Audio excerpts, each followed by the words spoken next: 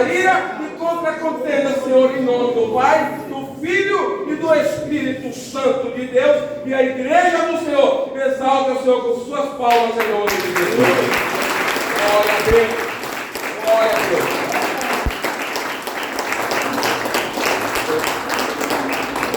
Glória a Deus, aleluia. Aleluia. Glória a Deus. Aleluia. Glória. Deus maravilhoso, Deus santo. Glória. Nossa igreja, amém? Amém. Amém. Amém. Tome seu assento em nome de Jesus. Glória a Deus. E abra comigo sua Bíblia, no segundo livro do Antigo Testamento, livro do Êxodo, capítulo de número 15. Livro do Êxodo, capítulo de número 15. Nós vamos ler dos versos de número 23 até o verso de número 27. Livro do Êxodo, capítulo de número 15, a partir do verso de número 23 até o verso de número 27. Quem for encontrando, vai glorificando essa palavra. Pelo volume dos glórias, acho que todos já encontraram. Se alguém não tiver encontrado, pode acompanhar aqui pelo Data Show ou com alguém ao seu lado. Texto curto, bastante conhecido, mas eu vou iniciar aqui a leitura da palavra do Senhor. Diz assim a epígrafe, o título: As águas amargas tornam-se doces. Então chegaram a Mara, mas não puderam beber as águas de Mara, porque eram amargas. Por isso chamou-se o seu nome Mara, que significa amor. E o povo murmurou contra Moisés, dizendo: Que havemos de beber? E ele clamou ao Senhor. E o Senhor mostrou-lhe um lenho, em outras traduções uma vara, em outras traduções um galho ou um pedaço de madeira, que lançou nas águas. E as águas se tornaram doces. E ali lhes deu estatutos e uma ordenação, e ali os provou, e disse: Se ouvires atento a voz do Senhor teu Deus, e fizeres o que é reto diante de seus olhos, e inclinares os teus ouvidos aos seus mandamentos, e guardares todos os seus estatutos, nenhuma das enfermidades porei sobre ti, que pus sobre o Egito, porque eu sou o Senhor que te sara. Aleluia. E o verso 27 diz: Então vieram a Elim, e havia ali 12 fontes de água, e 70 palmeiras, e ali se acamparam junto das águas. E você diz amém. Amém. O capítulo 15 do livro do Êxodo, nós lemos ele a partir do verso de número 23. Mas se você voltasse logo no verso 1, quando começa o capítulo 15, você vai encontrar Moisés oferecendo um cântico de adoração ao Senhor. E Moisés começa a louvar e exaltar o Senhor no início do capítulo 15.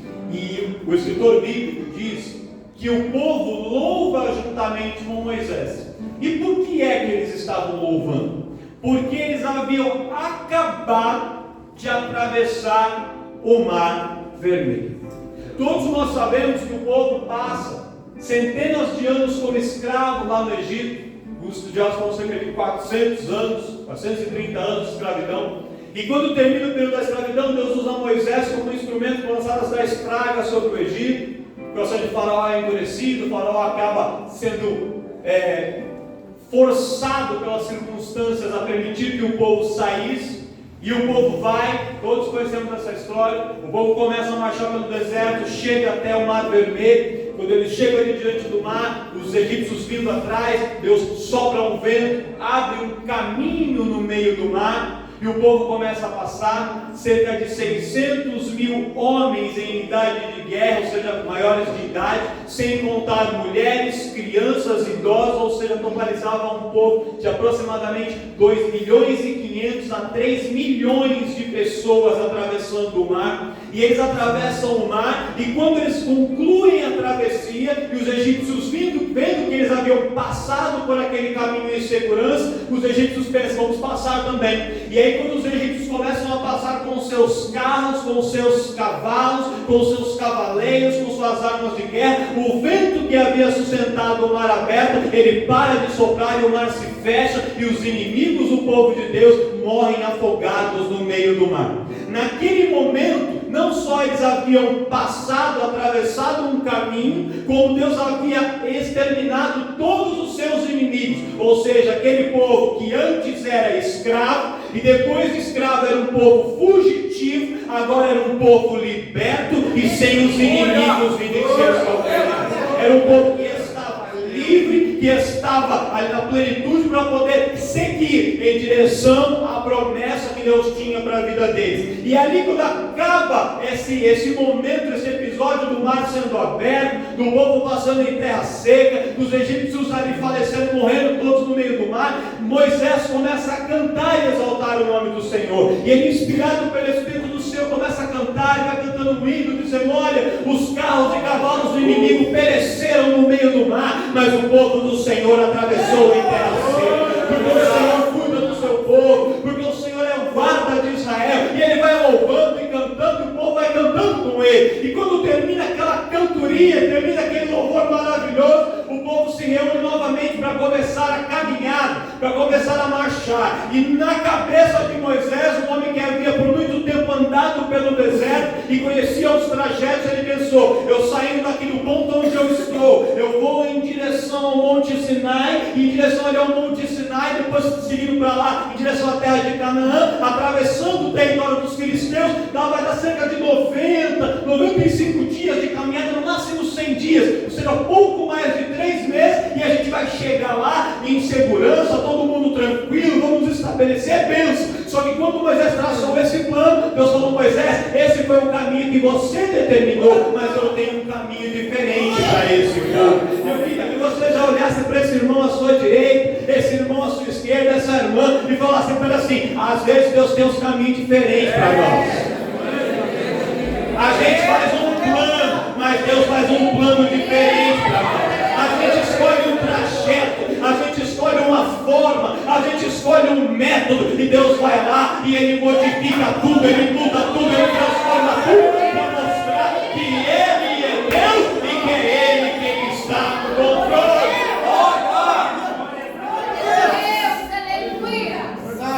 E aí, ao invés de seguir em linha reta ao ponto desejado, eles começam a fazer uma grande volta, margeando ali o Mar Vermelho, e vão fazendo um caminho muito mais longo.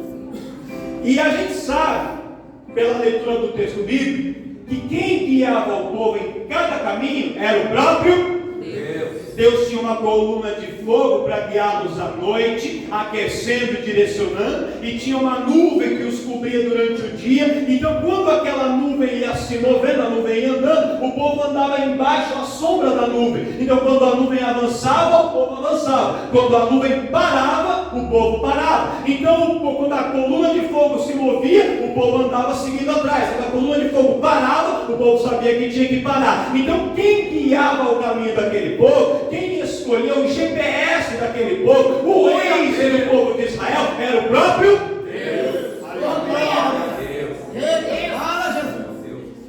Você tem certeza disso? Por que eu estou perguntando? Porque Deus guia eles por um caminho que eles vão para um deserto chamado deserto de Sur. E o deserto de Sur significa muralha. Então eles se sentiram meio que encarcerados. Eles haviam acabado de sair do Egito, haviam acabado de atravessar o Mar Vermelho, estavam com o gostinho da vitória nos lábios, haviam acabado de cantar hinos de vitória, mas já estavam encontrando os primeiros obstáculos, a primeira muralha, a primeira dificuldade. o primeiro desafio. E eles andam pelo deserto de Sur por 1, 2, 3 dias. Repete comigo, 3 dias. 3 dias. E 3 dias depois, 3 dias, atravessaram o mar, cantaram o hino. 3 dias depois, eles chegam em uma cidade, em uma aldeia, um lugar chamado Mara. E quando eles chegam neste lugar chamado Mara, eles olham e encontram ali um poço em Mara, um poço muito grande, que está lá até no dia de hoje. Se você for hoje em Mara, o poço ainda está lá, nesse mesmo lugar. Só que quando eles vão provar das águas de Mara, eles percebem que as águas são amargas. Eram águas que não se podia beber. E aí, ao perceber que as águas eram amargas, o povo começa a murmurar contra Moisés, que era o representante de Deus. Só que é interessante que, se você for ver pelo texto, o texto não fala que eles estavam com sede. O texto não fala que eles não tinham mais água, porque eles tinham. Porque quando eles saem do Egito, o trajeto inicial deles era ir até o Monte Sinai para adorar. E da onde eles estavam até o Monte Sinai era cerca de 8 a 10 dias de caminhada. Então, quando eles saem do Egito, eles saem levando água suficiente para 10 dias de caminho. E ainda não haviam passado 10 dias, ou seja, o povo ainda tinha água. Então, quando eles chegam lá, eles não estavam passando sede, eles estavam morrendo de sede. Só que quando eles chegaram lá, e as águas não eram do jeito que eles queriam, a situação não era o que eles haviam imaginado, não era aquilo que eles haviam desejado, não estamos falando de necessidade, estamos falando de vontade. Não estamos falando do que eu preciso, eu estou falando daquilo que eu quero, eu não estou falando daquilo que eu necessito para viver, eu estou falando que quando as coisas não saem de acordo com o meu planejamento, eu começo a levantar a voz e dizer: Deus, por que é que o Senhor me trouxe até aqui? Eu havia projetado para ser assim, e não está sendo como eu imaginei. Eu achei que o Senhor ia fazer isso, mas não está sendo como eu imaginei. Eu achei, Senhor, que quando eu fizesse 18 anos, eu ia ganhar um carro, mas até agora é só uma bicicleta e nada mais. Senhor, eu achei que quando eu tivesse com 20 anos, eu ia estar casado, ali de branco, de verbo e nada, até agora não aparece ninguém. Senhor, eu achava que quando eu estivesse na igreja há 2, 3 anos, eu ia estar em cima do altar, pregando para os patrões da terra, mas até agora não aconteceu nada. Eu achava, Senhor, que a minha família já ia estar convertido, que meu esposo ia sair do bar, já seria um pastor, meu filho profeta, minha filha missionária, e até agora nada. Mas esse é o teu plano, esse é o seu projeto, mas não quer dizer que Deus tem o mesmo projeto, ou que Ele tem que fazer o que você quer, na hora que você quer. Era o plano deles. E como não saiu como eles queriam, veio um sentimento de frustração. Quem já se sentiu frustrado alguma vez? Sabe quando você entra lá no aplicativo da Shopee? Aí você compra um negócio e fala: sensacional, bem real. Aí quando chega numa pedra dentro da caixa, ou não é aquilo que você imaginava. Quem já passou por isso? Quem já foi comprar uma roupa, aí você experimenta, na loja fica boa. Aí quando você chega em casa e vai experimentar, você olha bem, aí o marido olha e fala assim: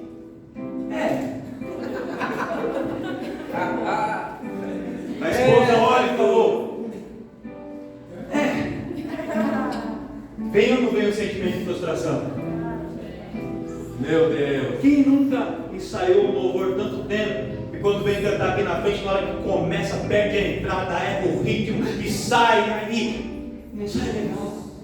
Aí você fala: preparei tanto, planejei que ia ser uma Meu Deus. Que grupo que nunca preparou, fez uma festividade, chamou o pregador, comprou as lembrancinhas, preparou a roupa, colocou no forno na pasta, ensaiou, chega no dia, a igreja convidada, a vida falou: não vou poder vir, o pregador manda no WhatsApp, falou: vou atrasar, então não vou conseguir chegar, e as coisas não saem como a gente planejou. Quem nunca passou por um sentimento de frustração? Todos nós passamos por frustrações. As frustrações fazem parte da vida. O problema é como a gente lida e administra as nossas reações às frustrações que nós passamos. O povo, quando ficou frustrado aqui, eles começaram a murmurar contra Moisés. Meu Deus. Moisés, você nos trouxe aqui para morrer. O que beberemos? Se fosse Moisés, ele ia dizer: bebe da água que você tem aí. Que está guardado. Mas eles queriam as águas de Mara. Só que as águas não se podiam beber. Só que o interessante é que quem levou o povo para Mara? Quem? Deus. Aleluia. Lembra? A nuvem? Lembra da coluna? Glória a Deus. Lembra da direção? Quem levou o povo até Mara? Foi Deus. A gente lê na continuação do texto aqui, já dando spoiler para vocês, quando toda a situação em Mara se resolve, e eles saem de Mara, eles vão para outra cidade chamada Elim. E em Elim haviam 12 fontes de água pura, águas doces, águas tranquilas. Havia 70 palmeiras com sombra para eles descansarem. E Elim ficava a apenas 13 quilômetros de distância de Mara. Ou seja, se Deus quisesse ter levado o povo diretamente para Elim, sem passar por Mara, Deus podia ou não podia? Mas Deus quis que o povo passasse por Mara. Por quê? Porque tem alguns lugares amargos que Deus faz a gente passar.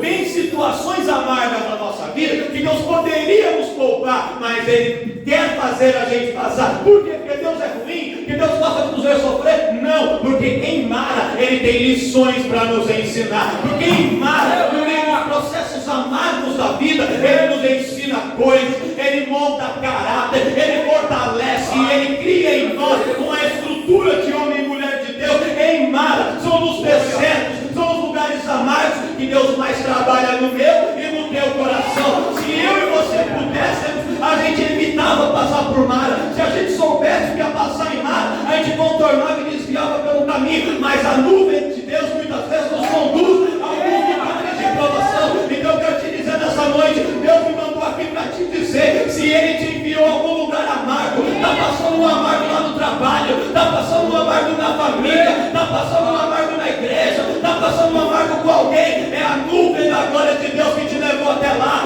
Aguenta o processo, porque Deus veio para te falar que o que hoje é amargo, Ele vai tornar em água doce e o nome dele vai ser glorificado. Aleluia. Olha para mim aqui. Aleluia. Glória a Deus. Glória a Deus. Olha só. Quando o povo estava no Egito, escravizado no Egito, e Deus quis mudar a situação deles no Egito, Deus não mudou o Egito. Deus tirou o povo do Egito. Às vezes, para Deus operar na minha e na sua vida, Ele nos tira do lugar da prova e nos leva para o lugar da vitória. Só que essa não é a única forma de Deus trabalhar. Essa é uma das formas que Deus trabalha. Aleluia. Às vezes Ele tira você de um quintal onde os vizinhos é só Deus, e leva você para outro. Aí você chega e fala assim: Deus, o céu existe, eu creio, agora estou sentindo a paz. Ele tira você de uma empresa complicada, com gente tóxica, e te leva para outro lugar onde você fala assim: aqui eu me sinto bem para trabalhar em paz. Glória. Ele pode fazer isso, mas às vezes Ele nos mantém no lugar amargo, mas naquele lugar Ele opera algo sobrenatural. E aí, sabe o que é interessante? Lembra que eu te falei que se você for hoje lá em Mara, o poço continua lá? Lembra que eu falei? Se você for lá, o poço continua lá. E eu tenho uma outra notícia: as águas de Mara que estão no poço continuam amargas. Mas naquele momento, para aquele povo, naquela situação, Deus mudou.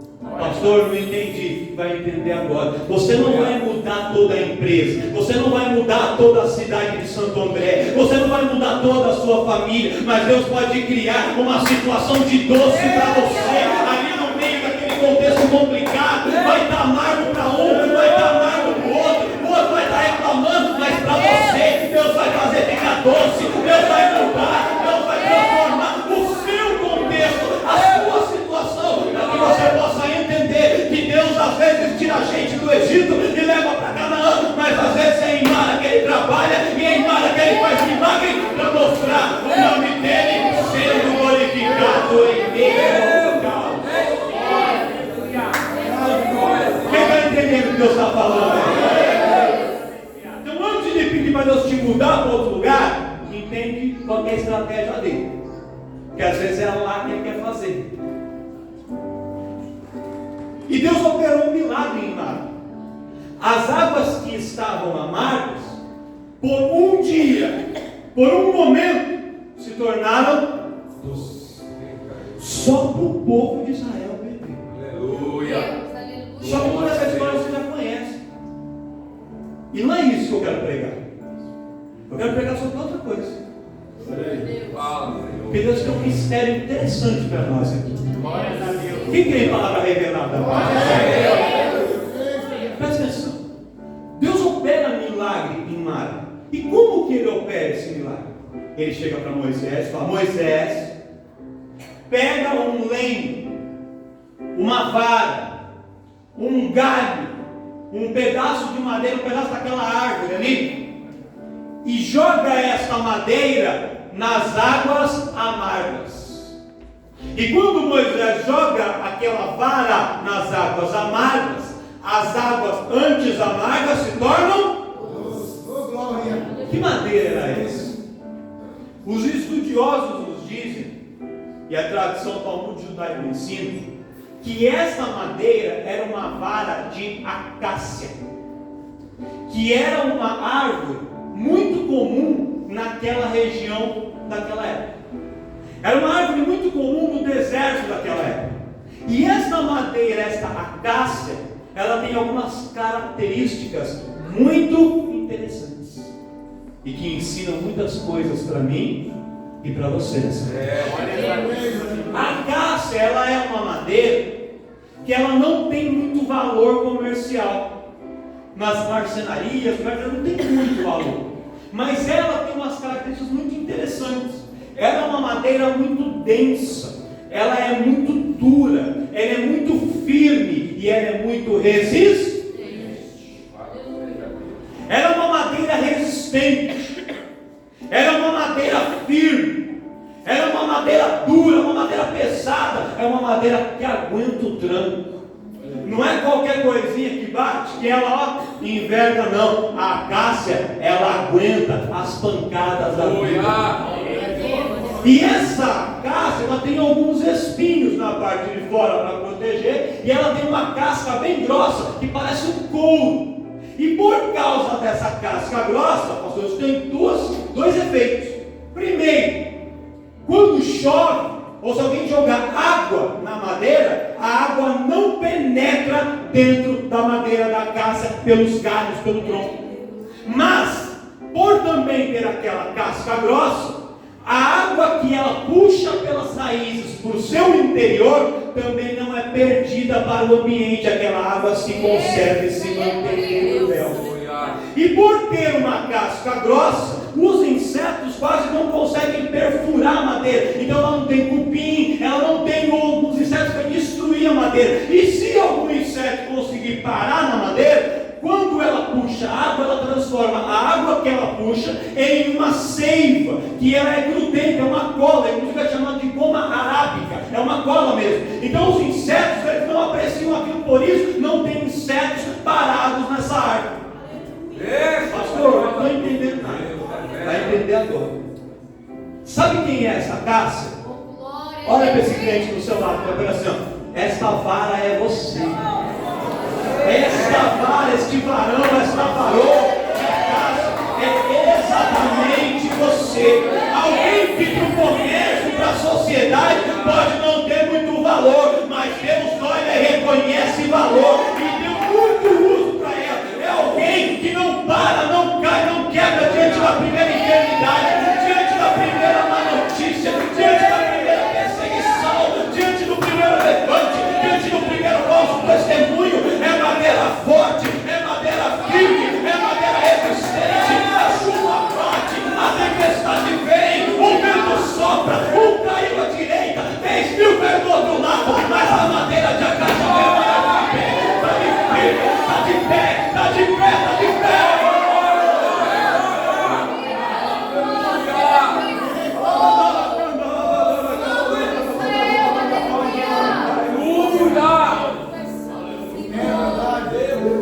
Os insetos são representações de entidades espirituais malignas, ou seja, de demônios.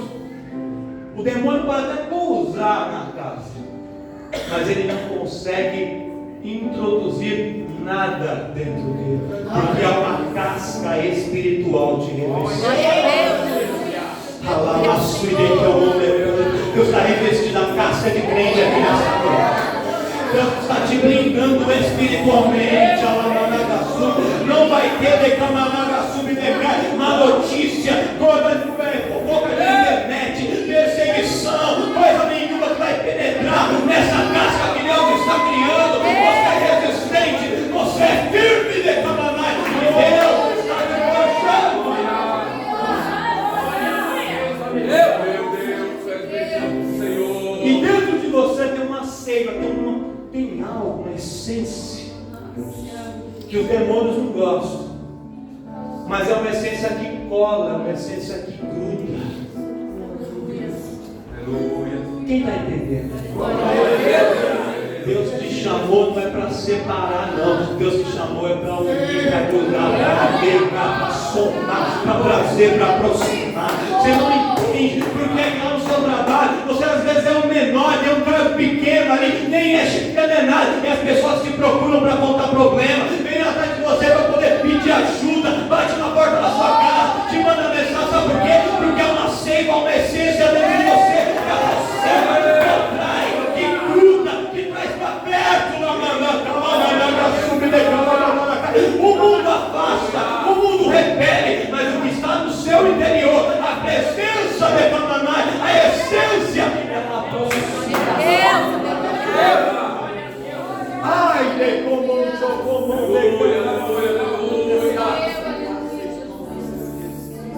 Espírito Santo da verdade revela. no próprio livro do Êxodo, no capítulo de número 36, 37 em diante, você vai ver Deus orientando Moisés a construir o tabernáculo, que era o templo móvel deles. Começou no deserto, não era uma igreja fixa, quer dizer, como se fosse uma igreja móvel. Eles montavam, adoravam, desmontavam, levavam, quando chegava no ponto, montava de novo. Então era um templo móvel. Sabe de qual material eram feitas as paredes do tabernáculo? Quem adivinha? De madeira de acácia. Dentro do tabernáculo era feito o propiciatório, era feito ali a mesa dos pães da proposição, havia o altar do incenso, havia o altar do sacrifício, o altar do holocausto. Todos os móveis dentro do templo eram feitos, sabe de qual madeira? De madeira de acácia.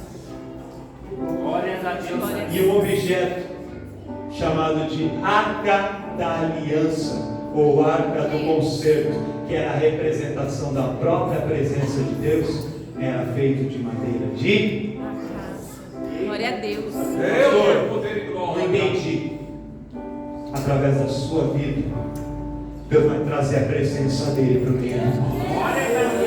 Você é tabernáculo, você é igreja. A igreja não são essas paredes daqui. A gente um dia esteve lá em São Caetano, Bairro Boa Vista, depois estava na Sacadura Cabral, agora estamos no Santa Maria. Mas não importa as paredes onde nós estamos, o que importa é a igreja do Senhor reunida. E a igreja não são essas paredes, a igreja é você, a igreja sou eu, é quem está em cima do altar, é quem está nas cadeiras, é quem está orando, é quem está lá embaixo. Nós somos igreja, nós somos a matéria-prima de Deus para trazer a presença dele, a arca do Senhor, que tem a essência da presença de Deus. Nós somos a matéria-prima da arca. A presença de Deus habita dentro de você. Quando disserem para você que você não vale nada, quando disserem para você que você não tem valor, não acredite, porque dentro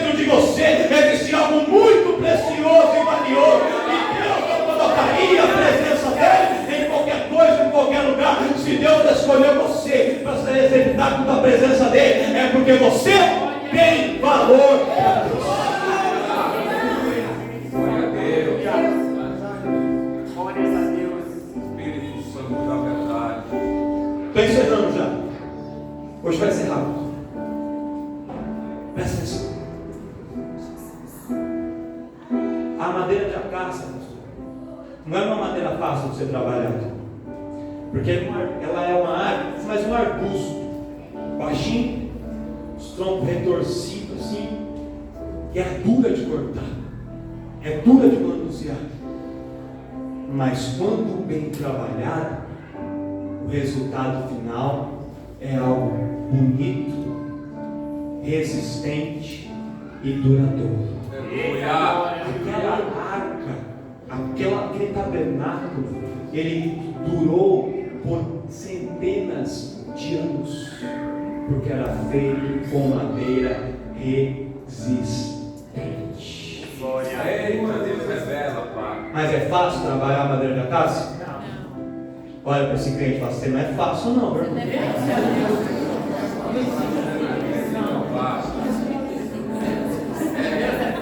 Fala para ele assim, ó, para ele assim, ó, estou para ver alguém mais complicado que você, meu irmão.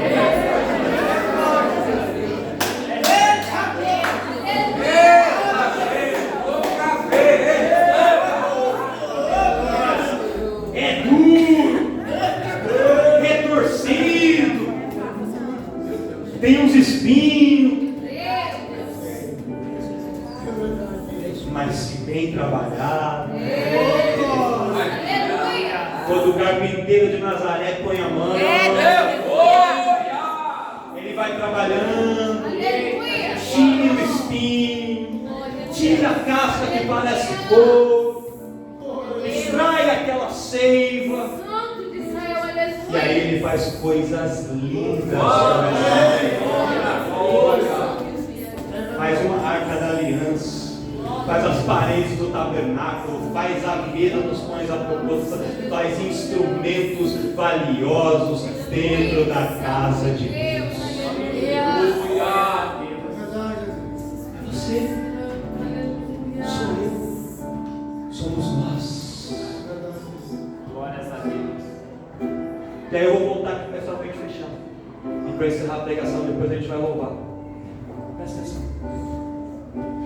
Quando Moisés recebe a ordem de Deus, ele pega aquele galho de acácia.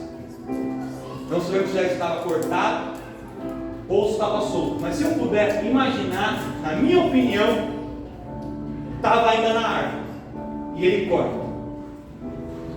E ele pega aquele lenho, aquele galho, e ele joga na água.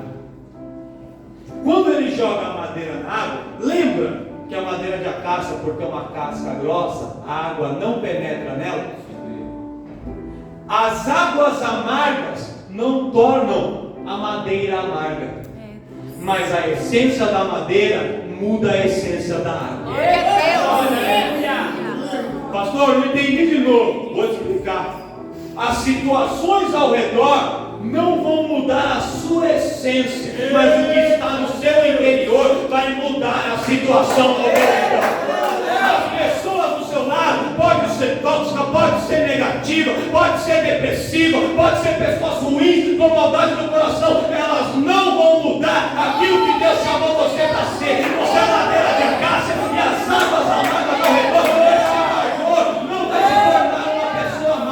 Você pode andar no meio de pessoas amargas, eu profetizo, você não vai se tornar uma pessoa amarga, você não vai se tornar igual a um deles, igual a uma delas, você não vai, pelo contrário, o que está em você é o que vai mudar a situação. Você é influenciadora, você é influenciador e não alguém influenciado pelas águas amargas. Você vai chegar num ambiente, todo mundo ali triste. A alegria de Deus em você vai contagiar positivamente aquele ambiente. Você vai estar todo mundo desanimado, sem esperança, abatido. A presença de Deus em você vai contagiar positivamente aquele ambiente. Porque a essência que está no seu interior é que vai tornar o amargo em doce. E não as águas é que vão tornar a sua vida amarga. Quem acredita e recebe isso?